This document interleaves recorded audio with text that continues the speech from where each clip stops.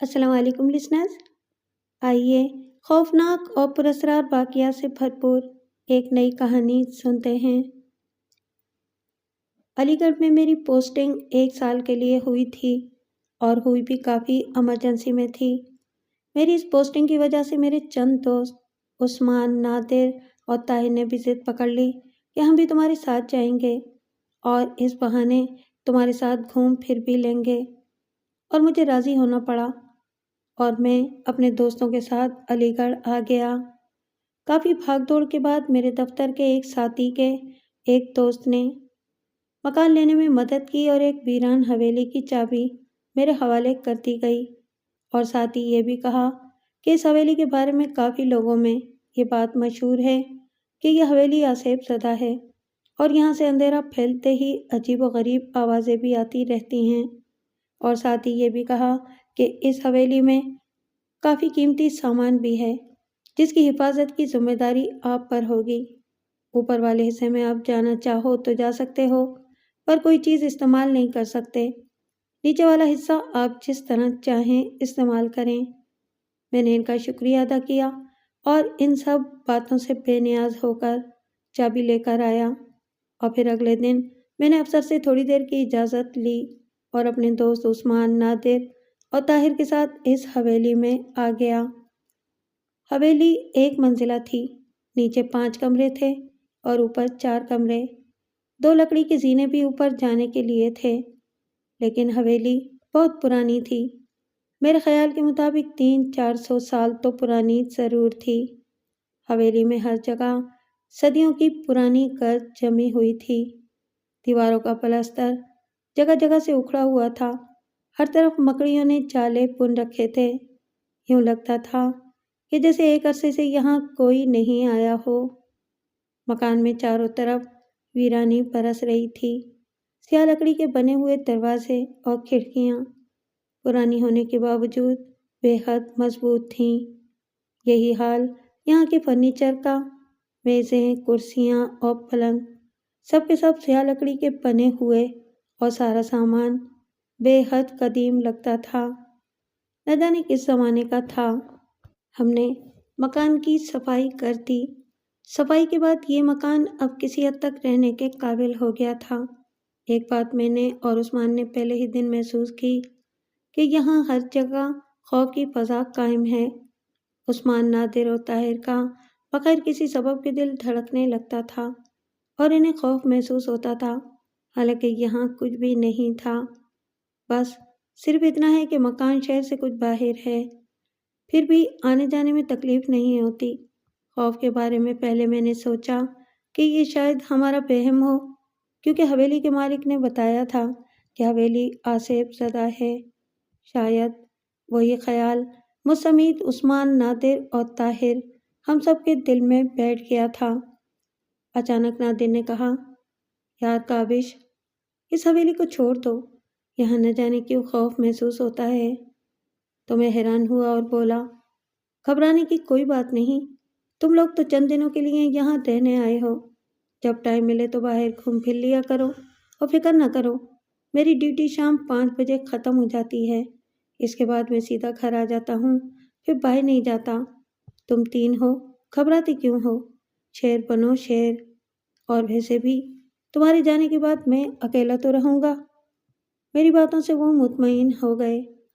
यहाँ हमें आए 4 रोज़ गुजर गए थे, लेकिन हर तरफ खैरियत ही खैरियत थी। पहले मुझे अपने दोस्तों के बारे में जो थोड़ी बहुत फिक्र थी, वो भी अब जाती रही और वो भी अब मुतमईन रहने लगे। अब मुझे महसूस होता था कि लोगों ने खामखा इस हवेली के बारे में गलत अफवाहें उड़ा रखी थीं, जबकि यहाँ कुछ नहीं था। हम निचले हिस्से में रहते थे क्योंकि 5 कमरे हमारे लिए बहुत थे। मेरे दोस्त खाने पीने के बाद टाइम होता तो घूमने फिरने निकल जाते। अलबत्ता इन सबको ऊपर जाने से मना कर दिया गया था और मैं भी ऊपर नहीं जाता था। अक्सर नमाज के बाद उस्मान, नादिर और ताहिर कुरान मजीद भी पढ़ते। वैसे भी मैं पहले ही दिन ऊपर के 3 कमरों को देख चुका था। एक कमरा मुकफ्फल था जिसमें हवेली के मालिक के मुताबिक कुछ कीमती सामान मौजूद था। तो फिर یہ سارا سامان اب تک چوروں کی پہنچ سے کس طرح بچا ہوا تھا؟ یہ ٹھیک ہے کہ نیچے کے کمرے مقفل ہیں، لیکن چور حضرات ایسے بند تالوں کو کب خاطر میں لاتے ہیں؟ پھر میں نے سوچا کہ ہو سکتا ہے چور اس حویلی کی ڈراؤنی فضا سے خوفزدہ ہو گئے ہوں، یا اب تک چوروں کا ذہن اس حویلی کی طرف گیا ہی نہ ہو۔ حالانکہ یہ دونوں باتیں حلق سے اترتی نہیں تھیں۔ بہرحال کچھ بھی ہو، لیکن ایک بات مجھے بڑی عجیب محسوس ہو رہی تھی کہ جب حویلی میں اتنا ہی قیمتی سامان موجود تھا تو اس کے مالک نے اسے کس طرح نظر انداز کر دیا اور یہ سامان یہاں سے اٹھا کر اپنے شہر والے مکان میں کیوں نہ منتقل کیا؟ یہ ساری باتیں میری سمجھ میں نہیں آ رہی تھیں۔ خیر، اس کا سبب کچھ بھی ہو، ہم دوست تو مطمئن تھے کہ ایک اچھی اور بڑی حویلی رہنے کے لیے مل گئی، وہ بھی کم کرائے میں۔ نہ جانے کیوں دن بدن یہ احساس شدت سے بڑھتا جا رہا تھا کہ ہمارے علاوہ بھی یہاں کوئی رہنے لگا ہے، حالانکہ ہمیں آج تک کوئی نظر نہیں آیا تھا، نہ ہی ہم نے کسی کی آواز سنی تھی، پھر بھی ہم اس کا کوئی سبب نہ جان سکے۔ یہ بے جا خوف اور اس حویلی میں کسی نادیدہ ہستی کی موجودگی کا احساس نہایت عجیب تھا۔ اسی رات ایک اور عجیب اور انوکھا واقعہ پیش آیا۔ میرے تینوں دوست سوئے ہوئے تھے اور میں ایک کتاب پڑھ رہا تھا کہ دفعتاً مجھے ایک ہلکی سی آواز سنائی دی۔ میرے کان کھڑے ہوئے، میں نے غور سے سنا تو پتہ چلا کہ آواز اوپر سے آ رہی ہے، یوں جیسے اوپر کے کمرے میں کوئی چل پھر رہا ہو۔ میں نے جیب سے گھڑی نکال کر وقت دیکھا تو 12:30 بجے تھے۔ میں نے کتاب رکھ دی اور اپنی جگہ سے اٹھ کھڑا ہوا، مگر آواز تھوڑی دیر میں بند ہو گئی۔ میں نے سوچا کہیں کوئی چور تو نہیں، لیکن ایسی بات نہ تھی کیونکہ عقب سے اس مکان میں داخل ہونے کا کوئی راستہ نہ تھا، جبکہ بیرونی دروازہ بند تھا۔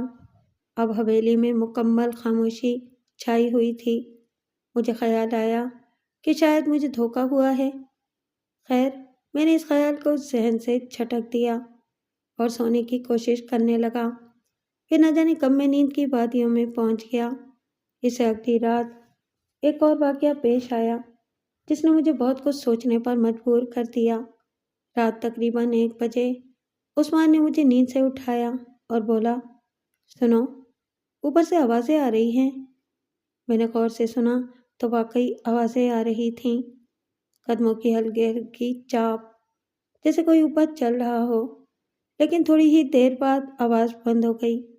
پھر زیادہ دیر نہ گزری تھی کہ اچانک آواز آنے لگی۔ یہ سسکیوں کی آواز تھی، جیسے کوئی عورت چپکے چپکے سسک رہی ہو۔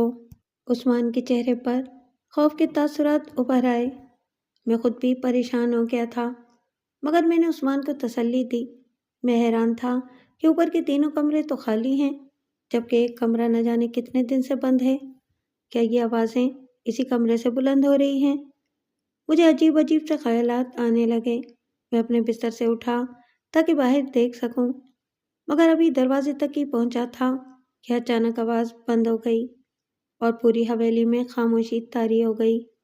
اب مجھے بھی شک ہونے لگا کہ یہ پراسرار حویلی واقعی آصف زدہ ہے۔ پہلے دن سے ہمارے دلوں پر چھائی ہوئی بے سبب کی دہشت، اس ویران حویلی کا یہ غیر فطری سناٹا، اور اب یہ آوازیں ہمیں یہ بتا رہی تھی کہ حویلی کے بارے میں لوگوں کا کہنا بالکل درست ہے۔ اب مجھے یقین سا ہو چلا تھا کہ اس ویران حویلی میں ضرور کچھ نہ کچھ موجود ہے۔ میں نے اوپر کے کھلے ہوئے کمروں کا جائزہ لیا، دیواروں کو خوب ٹھوک بجا کر دیکھا، لیکن کچھ معلوم نہ ہو سکا۔ آوازیں اب ہر روز سنائی دینے لگیں، مگر صرف رات کو ہی سنائی دیتی تھیں۔ کبھی کسی کے چلنے کی آواز، کبھی سسکیوں اور رونے کی آوازیں۔ اب پھر مجھے اپنے تینوں دوستوں کی طرف سے تشویش رہنے لگی تھی۔ عثمان حالانکہ ایک بہادر نوجوان تھا، مگر آخر تھا تو ایک انسان نہ۔ میرے دوسرے دونوں دوست نادر اور طاہر بھی اب دن بھر سہمے سہمے رہنے لگے تھے۔ جب سے آوازیں سنائی دینے لگی تھیں، ہم نے اسی دن سے ایک شمع دان برآمدے میں بھی جلا رکھے تھے، کیونکہ اس حویلی میں لائٹ کا کوئی نظام نہ تھا۔ ویسے شروع سے ہی ہم دوست ایک ہی کمرے میں رات کو سوتے تھے۔ ایک عجیب بات میں نے محسوس کی کہ وہ شیطانی آوازیں رات ہمیشہ 12 بجے سے شروع ہوتی تھیں۔ پھر ایک رات تو حیرت انگیز واقعہ رونما ہوا۔ رات 12 بجے جب آوازیں سنائی دینا شروع ہوئیں تو پہلے ہلکی سی دھمک سنائی دی، پھر اچانک ایک بھیانک چیخ گونجی اور ہمارے دل دہل کر رہ گئے۔ یہ چیخ کسی عورت کی تھی، جیسے کسی کا گلا گھونٹا جا رہا ہو۔ پھر یہ آواز آہستہ آہستہ سسکیوں میں بدل گئی۔ آواز اتنی پر اثر تھی کہ میرا دل دھک دھک کرنے لگا۔ چیخ کی خوفناک آواز سن کر نادر اور طاہر گھبرا کر جاگ اٹھے اور عثمان کے چہرے پر ہوائیاں اڑنے لگیں۔ نادر اور طاہر اب خوفزدہ ہو کر گھبرانے لگے۔ میں نے ان دونوں کو اور عثمان کو تسلی دی اور پھر ہم نے قرآنی آیات پڑھنا شروع کر دیں۔ جلد ہی سسکیوں کی دردناک آواز آنا بند ہو گئی، مگر ابھی 2 منٹ بھی نہ گزرے تھے کہ اچانک ایک بھیانک قہقہا گونجا جس نے در و دیوار کو ہلا کر رکھ دیا۔ میں قرآنی آیات کا ورد کرتا ہوا باہر نکلا تو یکلخت آوازیں بند ہو گئیں۔ میں بہت پریشان ہو گیا۔ جس طرح کے واقعات اب تک پیش آ رہے تھے، اس سے پریشان ہونا بنتا بھی تھا۔ دوسرے دن سے میں نے پھر کسی دوسرے مکان کی تلاش شروع کر دی، ساتھ ہی کسی بزرگ ہستی کی بھی جو ہمیں اس عذاب سے نجات دلا سکے۔ ویسے بھی اب میں نے ارادہ کر لیا تھا کہ اگر کل تک مجھے کوئی کرائے کا مکان یا کسی بزرگ کا پتہ نہ ملا تو میں یہ منحوس حویلی چھوڑ دوں گا۔ مجھے اپنی زندگی کی کوئی فکر نہیں تھی، مگر مجھے اپنے تینوں دوستوں کا خیال ضرور تھا جن کو میں دل و جان سے زیادہ چاہتا تھا، اور وہ بھی مجھے ایسے ہی چاہتے تھے۔ حالانکہ میں سمجھتا تھا کہ حویلی میں بھوت ہمیں صرف ڈرا رہے ہیں، وہ ہمیں نقصان نہیں پہنچا سکتے، لیکن پھر بھی اپنے دوستوں کی میں زندگی داؤ پر نہیں لگا سکتا تھا۔ میں اب فکر مند رہنے لگا۔ رات کو پھر وہی شیطانی آوازیں سنائی دیں۔ اب اس بات میں شک و شبے کی کوئی گنجائش نہیں تھی کہ یہ پراسرار حویلی آسیب زدہ ہے۔ پھر مجھے ایک دوست کی زبانی پتہ لگا کہ شہر میں ایک عامل کا بڑا چرچا ہے۔ وہ خدا کے پیارے بندے ہیں، ان کے پاس ہر وقت لوگوں کا تانتا بندھا رہتا ہے۔ لوگ دور دور سے ان کے بعد دعا کروانے آتے ہیں۔ دوست کے منہ سے کسی پہنچے ہوئے عامل کا ذکر سن کر میں بے قرار ہو گیا۔ میں خود ہی کسی ایسے عامل کی تلاش میں تھا جو مجھے اس مصیبت سے نجات دلا دے جس سے آج کل میں دوچار تھا۔ شام کو ڈیوٹی ختم کرنے کے بعد میں اس عامل کی خدمت میں حاضر ہو گیا۔ واقعی جیسا سنا تھا اس سے کہیں بڑھ کر انہیں پایا۔ وہاں پہلے سے ہی لوگوں کا کافی ہجوم تھا۔ اس میں کئی بیمار لوگ بھی میں نے دیکھے، لیکن وہاں پہنچتے ہی ایک حیران کن واقعہ پیش آیا۔ ایک آدمی اندر سے برآمد ہوا اور ادھر ادھر دیکھ کر سیدھا میرے پاس آیا اور بولا، آپ کا نام کاوش ہے؟ میں بہت حیران ہوا اور اس بات میں سر ہلا دیا تو وہ شخص بولا، چلیے آپ کو شاہ صاحب یاد کر رہے ہیں۔ یہ سنتے ہی میں سوچتا رہ گیا کہ میں تو ابھی یہاں پہنچا تھا، مگر اتنی جلدی عامل صاحب کو میری آمد کا علم کیسے ہو گیا؟ صاف ظاہر تھا کہ وہ واقعی ایک روشن ضمیر عامل تھے۔ اس کا مطلب یہ ہے کہ وہ میرے حالات سے باخبر ہو چکے ہیں۔ بہرحال میں اس شخص کے ساتھ اندر داخل ہوا تو اس نے ایک حجرے کے دروازے پر لا کر مجھے چھوڑ دیا اور اندر جانے کا اشارہ کیا۔ میں ڈرتے ڈرتے اندر داخل ہوا۔ وہاں ایک معصوم اور نورانی چہرے والے عامل ایک چٹائی پر تشریف فرما تھے۔ میں نے سلام کیا تو انہوں نے سلام کا جواب دے کر فرمایا، بیٹے کاوش میرے سامنے بیٹھ جاؤ۔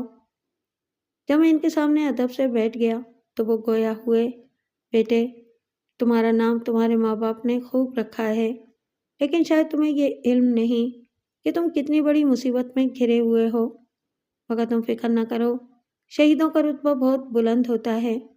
عامل صاحب کی باتیں میری سمجھ میں کچھ آئیں اور کچھ نہ آئیں، لیکن اس کے بعد انہوں نے جو کچھ فرمایا اسے سن کر میرے پاؤں تلے سے زمین نکل گئی۔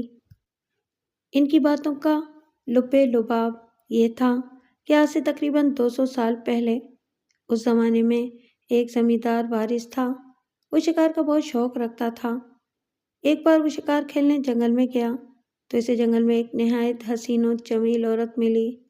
اس کا کہنا تھا کہ اس کے شوہر کو ایک شیر لے گیا ہے۔ وارث کو اس عورت کے حسن نے بہت متاثر کیا اور وہ عورت کو اپنے آبائی شہر لے گیا اور عورت سے شادی کر لی۔ اس خوبصورت عورت نے وارث کو اپنا نام ترشنی بتایا تھا۔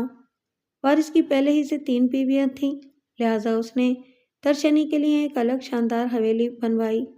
اپنی چہیتی بیوی ترشنی کو اس حویلی میں رکھا جہاں نوکروں کے علاوہ کوئی نہ رہتا تھا۔ دراصل ترشنی ایک بدرو تھی۔ پھر چند روز میں نوکروں نے یہ محسوس کیا کہ مکان مالک وارث کے جسم سے دن بدن خون کم ہوتا جا رہا ہے۔ بالآخر صرف 2 مہینے کے اندر اندر وارث اس حالت میں مر گیا کہ اس کے جسم میں خون کی ایک بوند تک نہ رہی۔ وارث کی موت کے بعد اس نئی حویلی کے ارد گرد کے علاقے کے بچے گم ہونے لگے۔ تب بھی مرحوم وارث کی حسین بیوی ترشنی پر شک کسی کا نہ گیا، مگر انہی دنوں ایک نوکر نے اتفاق سے ترشنی کو اس کے کمرے میں اس خوفناک حالت میں دیکھا کہ اس کے آگے کے 2 دانت منہ سے باہر نکلے ہوئے تھے اور وہ ایک بچے کی لاش کو اپنے دانتوں سے بھنبوڑ رہی تھی۔ یہ خوفناک منظر دیکھ کر ملازم ہذیانی انداز میں چیخیں مارتا ہوا باہر بھاگا اور اس نے سب کو اس بھیانک واقعے سے آگاہ کر دیا۔ سارے نوکر اس بھیانک مکان کو اسی وقت خالی کر گئے، مگر جب غم اور غصے میں بفرا ہوا ایک ہجوم ترشنی کی تلاش میں اس حویلی میں داخل ہوا تو وہاں تہہ خانے میں انسانی بالوں کے انبار کے سوا کچھ نہ تھا۔ ترشنی غائب تھی اور وہ آج تک کسی کے ہاتھ نہ آ سکی، لیکن اسے اس کے بعد بھی بارہا اس حویلی میں دیکھا گیا۔ وہ حویلی آج تک ویران ہے اور اس ویران حویلی پر آج بھی اس خونخوار بدرو کا قبضہ ہے، عامل صاحب نے بتایا۔ لیکن میرے لیے خود پر قابو رکھنا اس وقت مشکل ہو گیا جب عامل صاحب نے مجھے بتایا کہ یہی حویلی ہے جہاں آج کل میں قیام کیے ہوئے ہوں۔ یہ سنتے ہی میرا جسم کسی انجانے خوف سے تھر تھر کانپنے لگا اور کچھ دیر کے لیے تو میرے اوسانی خطا ہو گئے۔ اس کا مطلب یہ تھا کہ خونی کھیل کا آغاز ہو چکا ہے۔ کچھ دیر بعد جب میرے حواس بحال ہوئے تو عامل صاحب کے آگے میں گڑ گڑانے لگا اور کہا، شاہ صاحب، میرے دوستوں کو اس بدرو سے بچا لیں۔ آپ مجھے برباد ہونے سے بچا سکتے ہیں کیونکہ میں اپنے دوستوں کے بنا نہیں رہ سکتا۔ عامل نے جب میرے سر پر ہاتھ رکھا تو مجھے کچھ قرار سا آ گیا۔ پھر انہوں نے کہا، یاد رکھو بیٹے، یہ زندگی چند روزہ ہے، اصل زندگی تو دوسری ہے۔ ابدی زندگی میں تو بہت سکون ہے، آرام ہے، خاص کر شہیدوں کے لیے۔ ہم جانتے ہیں، ہم دیکھ رہے ہیں، مگر مشیت ازدی کچھ اور ہی ہے۔ اب تمہاری ایک شاندار زندگی شروع ہوگی، غموں اور دکھوں سے پاک زندگی۔ لو، یہ تعویذ رکھ لو، جب تک یہ تمہارے پاس ہے کوئی بھی بدرو، کوئی بھی بلا تمہیں نقصان نہیں پہنچا سکے گی۔ یہ کہہ کر انہوں نے ایک طے کیا ہوا تعویذ میری طرف بڑھایا۔ تعویذ میرے ہاتھ میں آتے ہی مجھے یوں محسوس ہوا جیسے دل سے سارا خوف، ساری دہشت پل بھر میں غائب ہو گئی ہو۔ پھر انہوں نے کہا، جاؤ بیٹے، اب گھر جاؤ، لیکن صبر کا دامن کبھی ہاتھ سے نہ چھوڑنا۔ انسان بہت کمزور ہے، اور ہاں، ایک بات اور وہ یہ کہ اس بدرو سے نجات تمہاری اپنی ذات سے ہی ہوگی۔ میں انہیں سلام کر کے رخصت ہو گیا۔ باہر نکلا تو عامل صاحب کی باتیں یاد آنے لگیں۔ حقیقت یہ ہے کہ انہوں نے آخر میں جو کچھ کہا تھا وہ صاف طور پر سمجھ میں نہ آ سکا تھا۔ البتہ مجھے اس بات پر حیرت تھی کہ وہ بدرو صدیوں سے زندہ چلی آ رہی تھی، لیکن آج تک کوئی اس کا کچھ نہیں بگاڑ سکا تھا۔ جب میں گھر پہنچا تو عثمان، طاہر اور نادر تینوں ہی گھبرائے ہوئے تھے۔ خوف اور سراسیمگی ان کے چہروں سے عیاں تھی۔ عثمان کی مارے ڈر کی آواز نہیں نکل رہی تھی۔ پتہ چلا کہ آج خلاف معمول دن کو بھی ڈراؤنی آوازیں سنائی دے رہی تھیں۔ عثمان کہہ رہا تھا، خدا کے لیے یہاں سے کہیں اور چلو، ورنہ یہاں ہمارا دم نکل جائے گا۔ میں نے تینوں کو تسلی دی کہ گھبرانے کی کوئی ضرورت نہیں ہے، وہ آوازیں ہمارا کچھ نہیں بگاڑ سکتی۔ ویسے دوستو، تم فکر مت کرو، میں ایک عامر سے تعویذ لے آیا ہوں، انشاءاللہ اب ہمیں کوئی نقصان نہیں پہنچے گا۔ میں نے وہ تعویذ عثمان کو دے دیا۔ تعویذ ہاتھ میں لیتے ہی عثمان کا بھی سارا خوف جاتا رہا۔ بے شک خدا کے کلام میں بڑی طاقت ہے، پھر بھی میں نے عثمان سے کہہ دیا کہ بس ایک دن اور صبر کر لو، اگر پرسوں تک کوئی اور مکان نہ ملا تو ہم کسی ہوٹل میں چل کر رہیں گے۔ عثمان تو مطمئن ہو گیا، مگر نادر اور طاہر کی پریشانی مجھ سے دیکھی نہ جاتی تھی۔ رات کو کھانا کھانے کے بعد جب میں بستر پر لیٹا تو ایک بار پھر عامر صاحب کی باتیں یاد آ گئیں۔ اب جو میں نے غور کیا تو کچھ پریشان ہو گیا۔ عامر صاحب کا کہنا کہ مشیت ایزدی کچھ اور ہی ہے اور مجھے صبر کرنا چاہیے، تو کیا کچھ ہونے والا ہے؟ میرے دل میں تو اب نادر اور طاہر کی طرف سے خوف پیدا ہو گیا تھا، شاید جلدی اب یہ حویلی چھوڑ دوں۔ رات بھی وہ شیطانی آوازیں سنائی دیں، اوپر خوب دھما چوکڑی مچی، کہے سنائی دیے، سسکیوں کی آوازیں بھی سنائی دیں۔ ہم سب گھبرا کر اٹھ گئے۔ وہ تینوں ایک دوسرے سے لگے قرآنی آیات پڑھتے رہے۔ حالانکہ تعویذ کی وجہ سے ہمارا خوف کم ہو گیا تھا، لیکن پھر بھی آرام حرام ہو کر رہ گیا تھا۔ نیند نہیں آتی تھی۔ میرے پاس اپنی بندوق بھی تھی اور تلوار بھی، پھر بھی سمجھ میں نہیں آتا تھا کہ یہ ہتھیار ان بدروحوں کا کیا بگاڑ لے گا۔ آدھی رات کو چیخ سن کر میں اوپر بھی گیا، لیکن آواز دفعتاً بند ہو گئی۔ میں نے ادھر ادھر دیکھا، کچھ بھی نہ تھا۔ یوں لگتا تھا کہ کوئی ہے مگر نظر نہیں آتا۔ میں خود بھی خوف زدہ ہو گیا، مگر مجھے زیادہ فکر اپنے دوستوں کی تھی۔ ہمارے دل تیزی سے دھڑک رہے تھے۔ حویلی پر اعصاب شکن خاموشی تھی۔ یہ پراسرار خاموشی اور بھیانک سناٹا تو آوازوں سے بھی زیادہ خوفناک ثابت ہو رہا تھا۔ ہمارے اعصاب بری طرح متاثر ہونے لگے۔ اس وقت فضا ساکن ہو گئی تھی اور پوری حویلی پر ہو کا عالم طاری تھا۔ اس خوفناک سناٹے میں خود ہمیں ہماری سانسوں کی آواز ایسے محسوس ہو رہی تھی جیسے بہت سی بدروحیں کانپ رہی ہوں۔ اوپر سے اچانک ایک لرزہ خیز نسوانی چیخ گونجی اور ہم ایک دم اچھل پڑے۔ پھر تو اوپر بھگدڑ مچ گئی جیسے زلزلہ آ گیا ہو۔ مسلسل چیخوں نے ہمارے اوزان خطا کر دیے تھے۔ عثمان، نادر اور طاہر خوف سے تھر تھر کانپ رہے تھے۔ خود میرا دہشت کے مارے برا حال تھا۔ ان بھیانک چیخوں سے کان پڑی آواز سنائی نہیں دے رہی تھی۔ میں نے چیخ کر تینوں کو تسلی دی اور کہا، گھبراؤ نہیں، جب تک میں موجود ہوں تم پر کوئی آنچ نہیں آنے دوں گا۔ اس وقت خود مجھے حیرت ہوئی جب میرے چیختے ہی ساری آوازیں یک لخت یوں تھم گئیں جیسے مجھ سے ڈر گئی ہوں۔ پھر ہولناک خاموشی چاروں طرف چھا گئی، جیسے کائنات اچانک ساکت ہو گئی ہو کہ اگر اس وقت کوئی سکہ بھی نیچے گرتا تو اس کی آواز ہمیں دھماکے سے کم سنائی نہ دیتی۔ اس اعصاب کو جھنجھوڑنے والی خاموشی کو ختم کرنے کے لیے میں نے بآواز بلند قرآنی آیات پڑھنا شروع کر دیں، جس نے اس وقت ہمارے دلوں کو بڑا سکون دیا۔ لیکن ابھی وقت تھوڑا ہی گزرا تھا کہ اچانک ایک خوفناک قہقہہ سنائی دیا، جس نے ایک بار پھر ہمیں لرزہ براندام کر دیا۔ قہقہے کی آواز ابھی معدوم بھی نہ ہوئی تھی کہ اچانک ایک دھماکے کی آواز آئی، جیسے کسی نے اوپر کے کمرے کا دروازہ ایک جھٹکے سے بند کر دیا ہو۔ تھوڑی دیر بعد باہر لکڑی کے زینے پر قدموں کی دھمک سنائی دی۔ پھر تو جیسے بھونچال آ گیا، لکڑی کا زینہ بری طرح چرچرانے لگا۔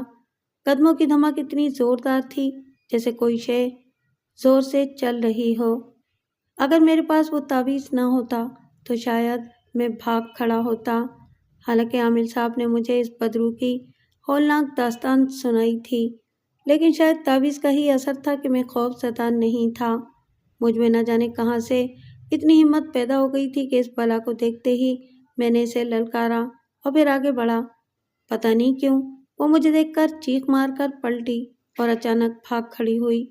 شاید تعویذ کی طاقت تھی جس نے اسے خوفزدہ کر دیا تھا، لیکن اسے یوں بھاگتے دیکھ کر میں بھی بے اختیار زینے پر چڑھتا ہوا اس کے پیچھے پیچھے بھاگا۔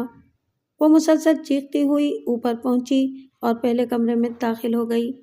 میرے ایک ہاتھ میں شمعدان تھا اور دوسرے میں تلوار۔ میری آنکھوں میں خون اتر آیا تھا۔ وہ خوفناک بدروح میرے سامنے تھی جس نے کئی دنوں سے ہمارا کھانا پینا حرام کر رکھا تھا۔ وہ چیختی ہوئی پیچھے ہٹی، لیکن پیچھے رکھے ہوئے پلنگ سے ٹکرا کر وہ پلنگ کے اوپر گر پڑی۔ تب تک میں اس کے سر پر پہنچ چکا تھا۔ جو ہی وہ پلنگ پر گری، میں نے اللہ کا نام لیا اور تلوار سے اس کی گردن پر وار کیا۔ اس کی آخری چیخ بڑی خوفناک تھی۔ ایک ہی وار سے اس کی گردن کٹ کر دور جا پڑی۔ اس کا لاشا پھڑکنے لگا۔ اس کی کٹی ہوئی گردن سے خون تیزی سے نکل کر پلنگ سے نیچے پھیلنے لگا۔ اس کام سے فارغ ہو کر میں نیچے کمرے میں پہنچا تو تینوں دوست تھر تھر کانپ رہے تھے۔ مجھے زندہ سلامت دیکھ کر عثمان کی جان میں جان آئی، مگر تلوار سے خون کے قطرے ٹپکتے دیکھ کر وہ گھبرا کر بولا، کیا ہوا؟ یہ خون کیسا ہے؟ میں نے اسے تسلی دی اور کہا، خدا کا شکر ہے کہ میں نے اس بدروح کا خاتمہ کر دیا ہے۔ اب ڈرنے کی یا گھبرانے کی ضرورت نہیں۔ اب کوئی ہمیں پریشان نہیں کرے گا۔ اب ہم آرام سے یہاں رہیں گے۔ ویسے اگر تم تینوں کہو تو ہم کل ہی یہ جگہ چھوڑ دیں گے۔ وہ تینوں خدا کا شکر ادا کرنے لگے۔ عثمان بولا، پروردگار کی مہربانی ہے کہ اس نے ہمیں ایک بڑی مصیبت سے بچا لیا، لیکن پھر بھی نہ جانے کیوں میرا دل گھبرا رہا ہے۔ ہم کل ہی اس منحوس حویلی کو چھوڑ دیں گے، کسی ہوٹل میں رہیں گے جب تک کوئی اور مکان نہ مل جائے۔ میں نے آمادگی ظاہر کر دی۔ میں اب بے حد خوش تھا، مگر مجھے کیا پتا تھا کہ اس بدروح کو ہلاک کر کے میں نے اپنے اور اپنے تینوں دوستوں کی تباہی کا سامان کر لیا ہے۔ میں تو یہ سمجھ رہا تھا کہ ہم اب ہر بلا سے محفوظ ہو گئے ہیں، لیکن مجھے یہ معلوم نہ تھا کہ اب تباہی کا آغاز ہونے والا ہے۔ رات کا باقی حصہ خیریت سے گزر گیا اور کسی قسم کی کوئی آواز سنائی نہ دی۔ چاروں طرف خاموشی اور سناٹے کا راج تھا، مگر مجھے علم نہ تھا کہ قضا میری طاق میں ہے اور یہ پراسرار خاموشی کسی بڑے طوفان کا پیش خیمہ ہے۔ میرے تینوں دوست اب آرام سے سوئے ہوئے تھے، لیکن مجھے نیند نہ آئی۔ حالانکہ خطرہ اب ٹل گیا تھا، لیکن نہ جانے کیوں میرے دل میں ایک عجیب سا خوف جاگزیں ہو گیا تھا۔ عجیب سے خیالات میرے ذہن کو پریشان کر رہے تھے، جن کی وجہ میری سمجھ میں نہیں آ رہی تھی۔ میرا دل کہتا تھا کہ کچھ نہ کچھ ہونے والا ہے۔ میں نے بڑی مشکل سے برے خیالات سے پیچھا چھڑایا، اٹھ کر وضو کیا، نماز پڑھی اور قرآنی آیات پڑھنے لگا۔ تب جا کر میرے دل کو کچھ سکون محسوس ہوا۔ صبح کو جب میں نے اپنے کام پر جانے کا ارادہ کیا تو عثمان دوڑ کر مجھ سے لپٹ گیا اور بھرائی ہوئی آواز میں بولا، آج تم نہ جاؤ۔ نہ جانے کیوں میرا دل بہت گھبرا رہا ہے۔ یوں لگتا ہے کہ اگر تم چلے گئے تو تم اپنے دوستوں کو پھر کبھی نہ دیکھ سکو گے۔ میں نے عثمان کو اپنے گلے سے لگا لیا اور کہا، میرے بھائی، اب گھبرانے کی تو کوئی ضرورت ہی نہیں۔ وہ بدروح تو اب ختم ہو چکی ہے، تم فکر مت کرو۔ اب ڈرنے کی کوئی بات نہیں ہے۔ پھر بھی میں جلدی آنے کی کوشش کروں گا۔ لو، تم یہ تعویذ اپنے پاس رکھ لو۔ میں نے تعویذ اس کے گلے میں ڈال دیا۔ اب شام تک کی تو بات ہے، شام کو تو ہم یہ حویلی چھوڑ ہی دیں گے، لہٰذا تم کوئی فکر نہ کرو، میں شام کو جلدی آ جاؤں گا۔ میں نے اس کو تسلی دی۔ نادر اور طاہر بھی گمسم کھڑے ٹکر مجھے دیکھ رہے تھے۔ میں نے انہیں گلے لگا کر تسلی دی تو ان کا جسم کپ کپا رہا تھا۔ میں بے حد حیران ہوا اور سوچنے لگا کہ آج ان تینوں کو ہو کیا گیا ہے۔ آج تک تو ایسا کبھی نہیں ہوا، لیکن پھر بھی میں نے سوچا کہ شاید رات کے خوفناک واقعے کا رد عمل ہے۔ میں نے عثمان کو تاکید کی کہ سامان وغیرہ باندھ کر رکھے، میں جیسے ہی واپس آؤں گا ہم یہاں سے واپس چلے جائیں گے۔ جب میں دروازے سے باہر نکلنے لگا تو عثمان ایک بار پھر میرے گلے لگ گیا۔ میرا دل دھک دھک کر رہا تھا اور اب تو میری آنکھوں میں بھی آنسو آنا شروع ہو گئے تھے۔ میں نے عثمان کو پھر سے اپنے گلے لگایا۔ کتنے ہی پریشان کن خیالات میرے ذہن میں چکرانے لگے تھے۔ میرا دل بھر آیا اور میں بے اختیار ہو گیا۔ آنکھوں سے آنسو بہنے لگے۔ آج احساس ہوا تھا کہ یہ دوست میرے لیے کتنے اہم ہیں۔ میں نے انہیں ہاتھ ہلا کر الوداع کہا۔ نہ جانے کیوں میرا دل ڈوبنے لگا، جیسے میں اپنے دوستوں کو ہمیشہ کے لیے الوداع کہہ رہا ہوں۔ میں ڈیوٹی پر تو پہنچ گیا، لیکن آج میرا کسی کام میں دل نہیں لگ رہا تھا۔ میرے دفتر کے ساتھیوں نے پوچھا بھی کہ کیا بات ہے، آج خاموش ہو، لیکن میں نے ان سے طبیعت کی خرابی کا بہانہ بنا دیا۔ میرا دھیان بار بار اپنے دوستوں کی طرف جاتا تھا۔ میں ایک ایک لمحہ گن رہا تھا کہ کب وقت ختم ہو اور میں حویلی پہنچ جاؤں، لیکن آج وقت جیسے ٹھہر سا گیا تھا۔ ایک ایک پل صدیوں کی طرح گزر رہا تھا۔ آج ایک عجیب سا انوکھا اضطراب تھا۔ کسی پل قرار نہیں آ رہا تھا۔ سمجھ میں نہیں آ رہا تھا کہ کیا کروں۔ یہ آج بے کلی سی کیوں ہے جبکہ کوئی خطرہ بھی نہ تھا۔ میں اپنے ہاتھوں سے اس بدرو کو ختم کر چکا تھا، پھر یہ بے چینی کس لیے؟ میں نے اپنی حالت پر غور کیا تو میری سمجھ میں آیا کہ رات کے ناخوشگوار واقعے کا اثر ہے، اور چونکہ میں رات سو نہ سکا تھا اس لیے طبیعت بوجھل تھی۔ مگر جوں جوں وقت گزر رہا تھا اداسی بڑھتی جا رہی تھی اور جیسے دل ڈوبتا جا رہا تھا۔ میں اس وقت ناقابل اذیت حالت میں مبتلا تھا۔ آخرکار دوپہر کو جب بے قراری حد سے بڑھی تو میں نے اپنی بیماری کا بہانہ کر کے اپنے آفیسر سے جانے کی اجازت مانگی، اور جب بڑی مشکل سے اجازت ملی تو میں سیدھا حویلی کی طرف روانہ ہوا۔ میرا خیال تھا کہ میرے دوست میرے انتظار میں ہوں گے اور جانے کے لیے تیار بیٹھے ہوں گے، اور میں انہیں اسی وقت لے کر کسی ہوٹل میں چلا جاؤں گا۔ اس وقت دن کے 2 بجے تھے۔ میں تیز تیز قدموں سے چلتا ہوا حویلی کی طرف جا رہا تھا۔ میرا بس نہ چل رہا تھا ورنہ میں اڑ کر پہنچ جاتا۔ راستہ تو وہی تھا لیکن آج پہلے سے کچھ زیادہ لمبا لگ رہا تھا۔ آخرکار میں حویلی کے قریب پہنچ ہی گیا۔ جب میں اندر داخل ہوا تو خلاف معمول آج پوری حویلی میں ویرانی اور گہرا سناٹا چھایا ہوا تھا۔ میرا دل کسی انجانے خوف سے دھڑکنے لگا۔ یہ سناٹا مجھے کچھ غیر فطری سا محسوس ہو رہا تھا۔ میں نے جیسے ہی کمرے کے اندر قدم رکھا میرے اوسان خطا ہو گئے۔ کمرہ خالی تھا۔ وہاں نہ عثمان، نہ نادر اور طاہر، کوئی بھی نہ تھا۔ ایک لمحے کے لیے تو میں اپنا ذہنی توازن کھو بیٹھا۔ پھر مجھے خیال آیا کہ شاید عثمان نہانے گیا ہو، لیکن غسل خانے کے پاس پہنچا تو میرے پاؤں تلے سے زمین نکل گئی۔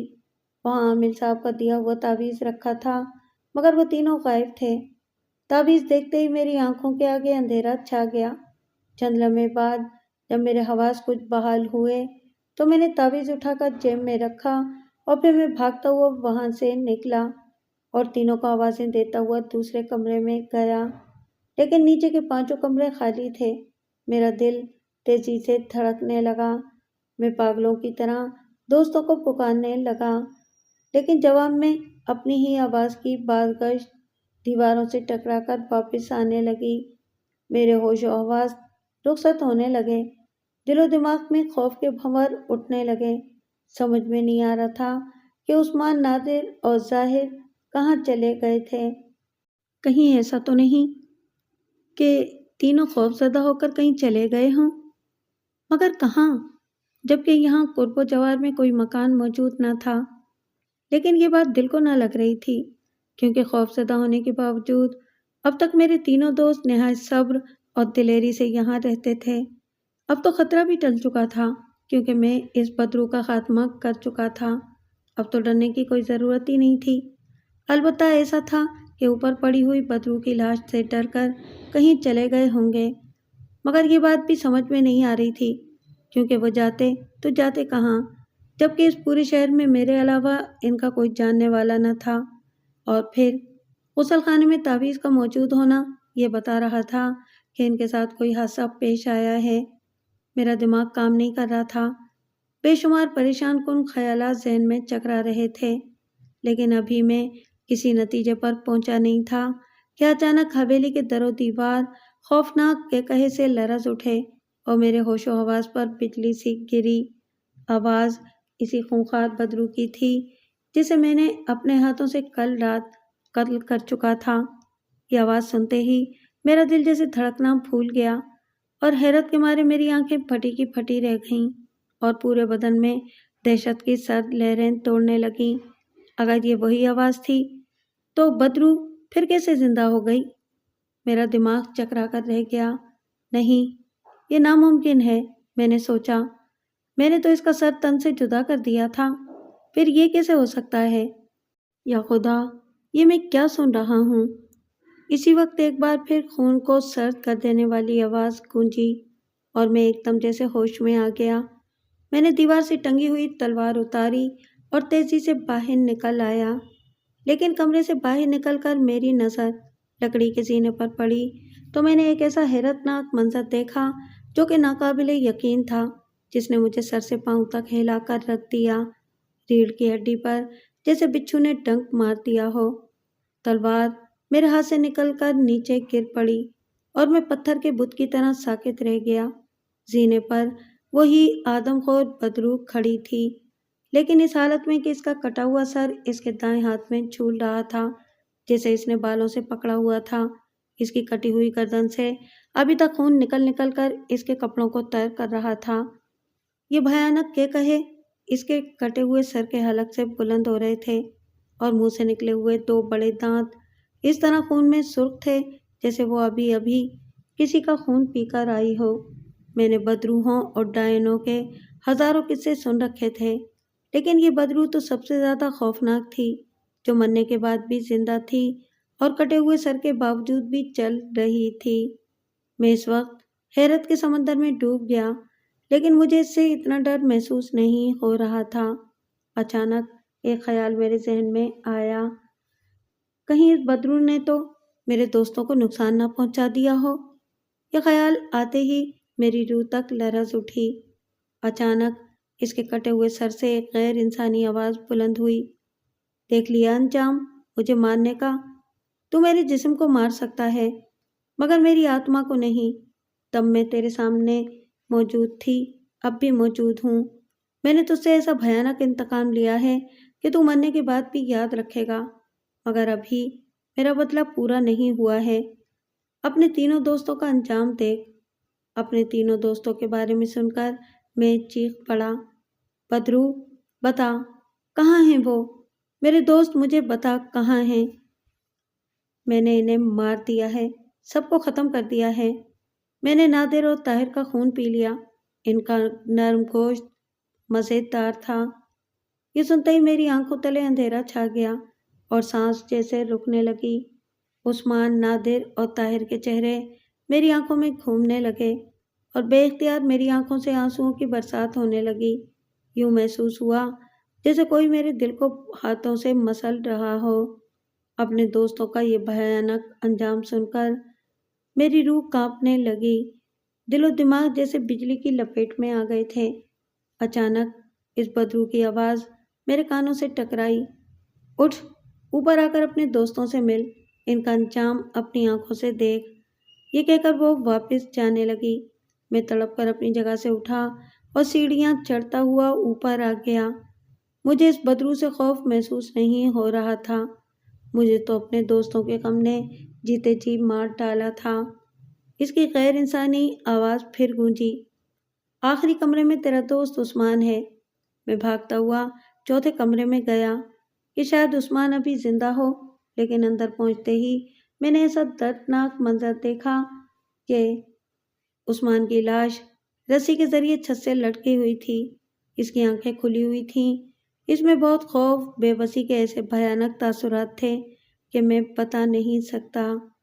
मेरे मुंह से एक दिलदोज चीख निकली और मैं भागता हुआ अपने प्यारे दोस्त उस्मान की लाश से लिपट गया और चीख चीख कर रोने लगा। मेरे दिल पर छुरियां सी चल रही थीं, लेकिन मैं बेबस था। वो मुझसे बिछड़कर इतनी दूर जा चुका था, जहाँ से इसे वापस बुलाना मेरे बस से बाहर था। न जाने मैं कितनी देर तक रोता रहा कि पीछे से एक बार फिर बदरू की आवाज़ सुनाई दी, जा, अब अपने दोस्त नादिर और ताहिर का भी अंजाम देख। दूसरे कमरे में ताहिर है, लेकिन खबरदार कमरे के अंदर दाखिल मत होना, वरना तेरा अपना दोस्त तेरा नरखरा चबा डालेगा। जा, खिड़की से देख। मैं बेख्तियार आगे बढ़ा और खिड़की से झांक कर देखा, मगर कमरे में नज़र पड़ते ही मैं हवास भागता हो गया। कमरे में एक दराज का स्याह बिल्ला मौजूद था। इसके अलावा कमरे में और कोई मौजूद न था। इस खौफनाक बिल्ले को देखकर मेरी सिट्टी गुम हो गई। मेरी समझ में न आया कि मेरा दोस्त कहाँ है। इसी वक्त इस सरकटी बदरू की आवाज़ कानों से टकराई, यही तेरा दोस्त नादिर है, जिसकी रूह को मैंने इस बिल्ले के जिस्म में कैद कर दिया है और ये रूह यहाँ हमेशा कैद रहेगी। ये सुनते ही मुझ पर बिजली सी गिर पड़ी। मुझे अपने दोस्त नादिर का ये अंजाम देखकर मेरा दिल माहिए बेआब की तरह तड़पने लगा। اور آنکھوں سے آنسوؤں کی جھڑی لگ گئی۔ میرے حواس آہستہ آہستہ میرا ساتھ چھوڑتے جا رہے تھے۔ جا، اب پہلے کمرے میں جا کر اپنے دوست طاہر کو دیکھ، بدرو کی آواز سنائی دی۔ میں سب کچھ بھول کر پہلے کمرے کے دروازے پر پہنچا تو دروازہ بند تھا۔ میں نے دروازے کی درز سے اندر جھانک کر دیکھا تو میرے رونگٹے کھڑے ہو گئے۔ کمرے میں ایک بہت لمبا سیاہ سانپ زمین سے 3 فٹ اوپر اپنا پھن پھیلائے جھوم رہا تھا۔ یہ تیرا دوست طاہر ہے جو کہ اب سانپ بن چکا ہے۔ یہ دونوں اب ہمیشہ اسی حویلی میں رہیں گے۔ بدرو کی یہ بات سن کر میرے حواس گم ہو گئے۔ مجھ پر اچانک ہذیانی چیخوں کا دورہ پڑا اور میں بے اختیار چیختا ہوا نیچے بھاگا۔ اس وقت مجھے اپنا کوئی ہوش نہیں تھا۔ اس سرکٹی بدرو کے کہے دور دور تک میرا پیچھا کرتے رہے۔ میں پاگلوں کی طرح چلاتا ہوا حویلی سے باہر آ گیا، مگر زیادہ دور نہ جا سکا اور راستے میں ہی بے ہوش ہو کر گر پڑا۔ میری آنکھ کھلی تو میں اسپتال میں تھا۔ مجھے ہوش میں دیکھ کر ڈاکٹر میرے قریب آ گیا۔ اس کی زبانی پتہ چلا کہ 2 روز پہلے کچھ لوگوں کو میں راستے میں بے ہوش پڑا ملا تھا۔ وہ وہی لوگ مجھے اسپتال لائے تھے۔ ڈاکٹر نے کہا، تمہارے دل اور دماغ پر کسی صدمے کا اثر ہے۔ تمہارے ساتھ کیا حادثہ پیش آیا ہے؟ حادثے کا ذکر سنتے ہی مجھے اپنے دوست یاد آ گئے اور میں پھر بے ہوش ہو گیا۔ آخر کبھی ہوش کبھی بے ہوشی کی حالت میں مجھے 7 روز گزر گئے تو مجھے نوکری سے بھی جواب دے دیا گیا۔ ڈاکٹرز تو کچھ روز اور اسپتال میں رہنے پر زور دے رہے تھے، مگر مجھے وحشت ہو رہی تھی، لہٰذا میں گھر چلا آیا۔ اب میرا نہ کوئی گھر تھا نہ سہارا۔ اب تو مجھے نوکری کی بھی پرواہ نہ رہی تھی، نہ ہی اپنی زندگی کی فکر۔ جب میرے پیارے دوست ہی نہ رہے تو میں جی کر کیا کروں گا؟ اب زندہ رہوں گا بھی تو کس کے لیے؟ اب چونکہ میرا کوئی گھر نہیں تھا اور نہ ہی نوکری تھی، اس لیے 3-4 روز ایک باغ میں سوتا رہا۔ ویسے بھی مجھے آدھی تنخواہ دے کر نوکری سے جواب دے دیا گیا تھا، اس لیے مجھے کھانے پینے کی بھی فکر نہ تھی۔ یوں بھی میری بھوک پیاس اڑ چکی تھی۔ میرے کپڑے میلے ہو چکے تھے، لوگ مجھے دیوانہ سمجھنے لگے تھے۔ میری دنیا لٹ چکی تھی۔ میرے پیارے دوست سبھی تو وہاں تھے۔ ویسے بھی اب مجھے نہ اس سرکٹی بدرو کی پرواہ تھی، نہ ہی بلے اور سانپ کا ڈر تھا۔ اور پھر ان سے کیا ڈرنا، وہ تو میرے اپنے دوست تھے۔ بھلا ان سے کیا ڈرتا؟ اگر ان کے ہاتھوں مجھے موت بھی آ جائے تو اچھا ہے۔ یوں بھی میں اپنے دوستوں کے بغیر جینا نہیں چاہتا۔ یہی سب سوچ کر میں پھر اس خوفناک حویلی میں آ گیا۔ میں نے کافی چاہا کہ میں اس خوفناک حویلی میں نہ جاؤں، لیکن کیا کروں، میں اپنے دوستوں سے جدا نہیں رہ سکتا۔ حالانکہ مجھے اس بدرو نے دھمکی بھی دی تھی کہ وہ مجھے زندہ نہیں چھوڑے گی، مگر اب مجھے کسی بات کا خوف نہیں تھا۔ میں تو خود موت کی آرزو کر رہا تھا تاکہ اپنے دوستوں سے جلد مل سکوں۔ رات ہو چکی تھی۔ میں اس کمرے میں آ کر بیٹھ گیا جسے میں بیٹھک کے طور پر استعمال کرتا تھا۔ وہاں ایک کرسی پر بیٹھ گیا۔